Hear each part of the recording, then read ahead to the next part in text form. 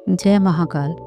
जब हम महाकाल की नगरी उज्जैन की ओर बढ़ रहे थे तो हवा में एक अनोखी शांति महसूस हो रही थी, जैसे कोई अदृश्य शक्ति हमें अपनी ओर बुला रही हो। पूरा रास्ता मानो धीमा पड़ गया था और मन में लगातार एक ही विचार गूंज रहा था, यह केवल एक यात्रा नहीं, यह महाकाल का आह्वान है।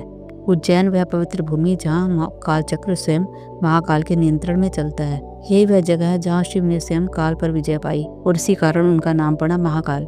इस भूमि पर कदम रखते ही ऐसा लगता है जैसे अपनी पुरानी पहचान कहीं पीछे छूट गई हो और एक नई ऊर्जा भीतर जन्म ले रही हो। जैसे जैसे हम महाकाल मंदिर की ओर बढ़े, शंख ध्वनि, डमरू की गूंज और हर हर महादेव के जयकारों ने वातावरण को दिव्य बना दिया। फूलों की खुशबू, बेलपत्र की महक, दीपकों की रोशनी, सब कुछ ऐसा प्रतीत हो रहा था जैसे महाकाल स्वयं अपने भक्तों का स्वागत कर रही हूँ। महाकाल मंदिर के विशाल प्रवेश द्वार को देखते ही मन स्वयं ही श्रद्धा से झुक जाता है।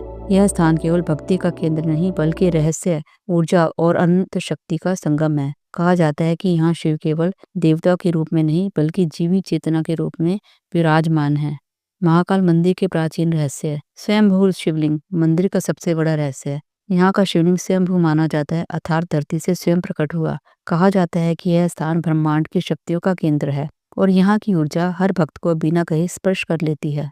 ब्रह्म मुहूर्त की आरती। उज्जैन पवित्र का एकमात्र स्थान है जहाँ शिव की आरती भस्म से की जाती है। यहाँ आरती जीवन और मृत्यु दोनों का प्रतीक है। भस्म की सुगंध, मंत्रों की धुन और डमरू की ताल, इन सब का संगम आत्मा में ऐसी शक्ति भर देता है जिसे शब्दों में बयां करना कठिन है।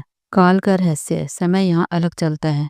कहा जाता है कि महाकाल मंदिर के आसपास समय का प्रवाह सामान्य नहीं रहता है। घड़ियां कई बार सही समय नहीं दिखाती और साधारण मनुष्य भी यहाँ समय से परे होने का अनुभव करता है। ग्रंथों में लिखा है जहाँ महाकाल निवास करते हैं वहाँ समय भी ठहर जाता है।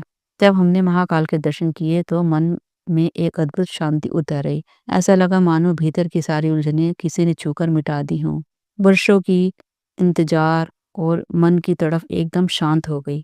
आंखों से आंसू अपने आप बह निकले और बस एक ही शब्द हृदय से निकला, महादेव, मेरे महादेव। मंदिर के बाहर बैठकर जब हमने आकाश की ओर देखा तो यह एहसास हुआ कि महाकाल यात्रा सिर्फ एक तीर्थ नहीं बल्कि अंतर यात्रा है। यह यात्रा इंसान को बदल देती है, सोच को नया दृष्टिकोण देती है और आत्मा को नई दिशा।